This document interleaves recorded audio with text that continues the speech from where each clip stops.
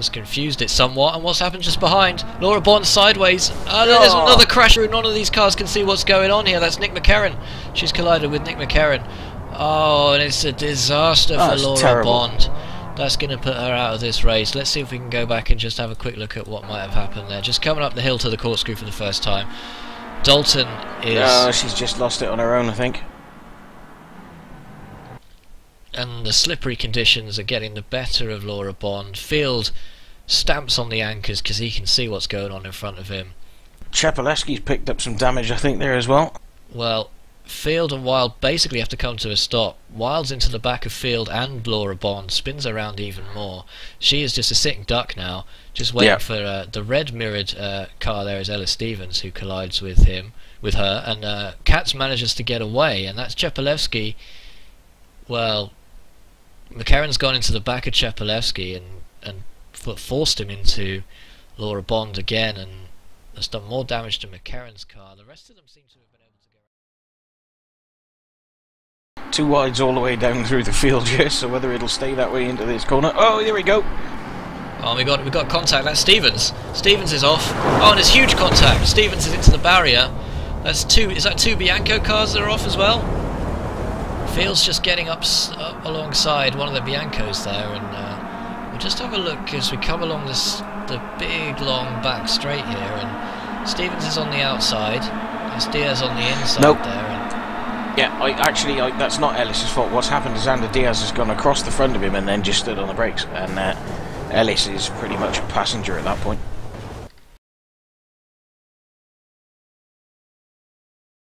So the back marker. Oh!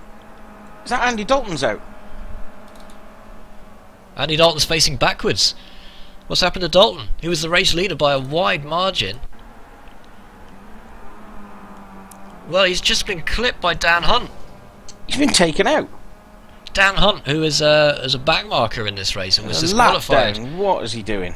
Let's take another look at that. Let's go back a little bit further on the footage because it's worth taking. And Dan Hunt's just coming out of the pits there, and well, he should yield, really, shouldn't he? He's trying to go around the outside. He's a lap down with the leader next to him, and he decides... I mean, I know you don't have to move out of the way, but to go side by side for the best part of 3 corners, what is the point? What are you going to achieve by that?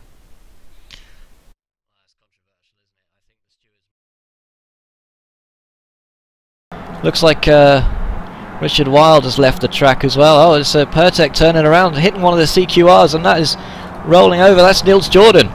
Nils Jordan, oh, huge impact. He's still not off the track. Still going to be causing all kinds of problems. He needs to get off the... There's nothing he can do, but a huge problem there for Nils Jordan, and I think that's going to have caught up quite a few other cars. Oh, on the replay as well, we've got one of the Bianco cars. Let's see what that's like from Nils Jordan's point of view as we look at the replay here. We see one of the Welch cars. I think that's Richard Wilde off on the right hand side, and well, Jordan, yeah, just loses it under braking. Actually manages to roll the car on the curbs, and then from there, well, we see sky, we see track, and that's not the start that Nils Jordan would have wanted. Well, a couple wide going into the chicane. Oh, Tim Mawson, what are you doing? Just running over the back of Chapelewski. That's the championship leader. He's had no luck whatsoever tonight, has he? And that was an absolute shocker. Tim Mawson left his brain in the garage before the race on that one. And we're just watching a replay of that now, and yeah, Mawson very late on the brakes there, coming into the chicane, and I was just watching the action up in front actually, and he just catches the back of Chapelewski's car and then up and over. Yeah. I was just saying he needs to be careful, because when you get a group of cars like that into a late braking zone like that, it's always easy to make a mistake. But I mean, you know, you've got off the track, you've got the championship leader in front of you, and you make a mistake like that and drive into the back of him. That's inexcusable, that is. Leading the field away, that's Linus Brostrom right from the pole position, and well, Michael Hall's already looking to make a good opportunity for himself down into the first corner. Oh, we got contact in the background. Oh, one of those AMDs has gone flying. Absolute carnage. Let's stay with this one for a moment there. Yeah, there's no... Oh, and the Speedworks car has come down from orbit there, and they're all trying to get through that. Yeah, there's about 10 cars involved in that. And Dan Hunt, unfortunately, we picked him out before the race. It's one of them. Still going at it like a banger race. Terrible, terrible start. We were saying airwaves as well. No hope for airwaves now after that, and well, that's the start we didn't want to see. Race controls in a rush. Green, green, green. You've got 10 laps to go.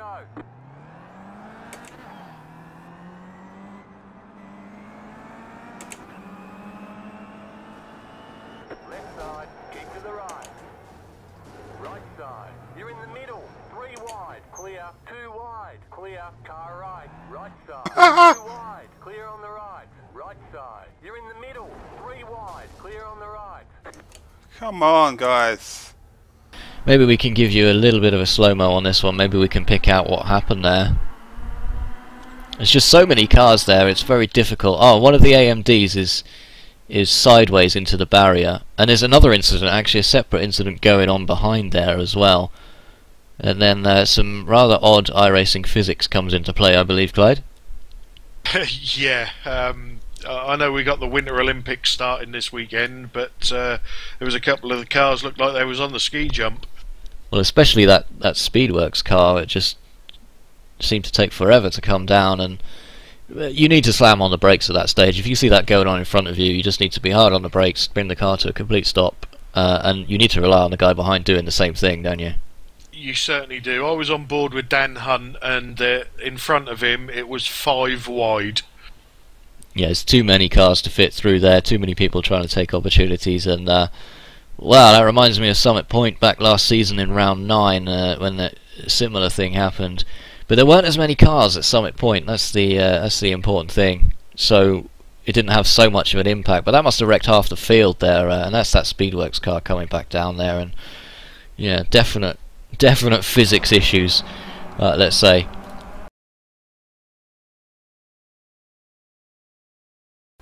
Here he comes. Terry holds onto outside. the inside line. He's coming, he's definitely put it back. Look at his nose, was literally just ahead as they came across the line. Oh, and he's come across! Oh, huge accident! Sutton goes over on his roof, over and over goes. Actually, Sutton, he's been hit by also Simon Field. There's cars every which way. And I think... Unbelievable! Oh, huge accident. Sutton hasn't even finished rolling. He ends up on his roof. And that all started... I'm not sure... well, I'm not sure how to call that one. It looked as though Sutton moved across. And effectively, Terry was thinking, well, where do you want me to go? Because Sutton forced him, more or less, across into the pit wall in many cases. Not to lay in blame entirely on Sutton, but Sutton, though, just kept on moving across and left Terry with nowhere to go, and that's how it all started. But I think, incredibly, I think Jamie Rushworth is the man that's benefited from that. I think it's him or he is leading. So Jamie Rushworth, incredibly, despite the fact he was practically at the back of this train, has benefited from the fact that all 6 of the cars in front of him got caught up in that incident, and suddenly on the last lap, he finds himself leading again. Yeah, that's 2 in a row. I'm off to buy myself a lottery ticket, I think, with the predictions I've been making so far tonight. What the question is, we're looking at this on the replay. Why is Sutton moving to the right here? Terry holds his line. Terry could have moved to the right. You've got to feel though like Sutton's moved across. And the question is why? I mean, look at the carnage.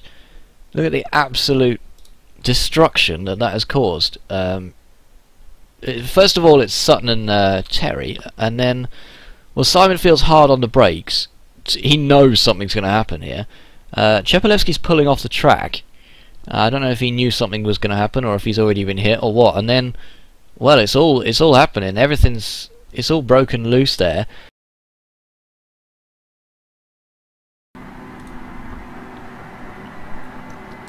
But he's got Chepalewski just up in front of him, and Katz is off to his right. Now Chepalewski bogs down at the start here, and that's where Rushworth decides to make it 3 wide.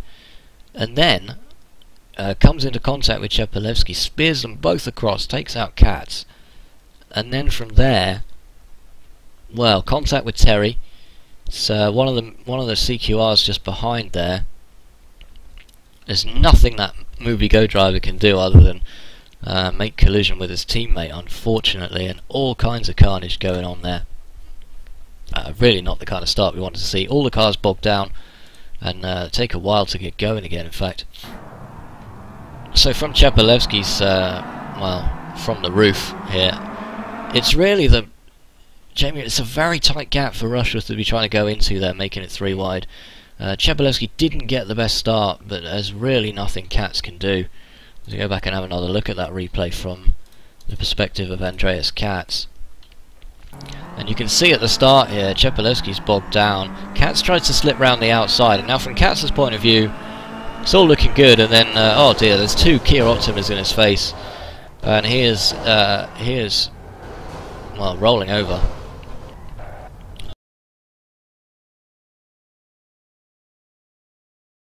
Looks like Koba Lopez has the inside. Wiles going for it. Wiles looks like he's going to possibly take second place coming into Druids there. And Lopez has gone off. Lopez is spun.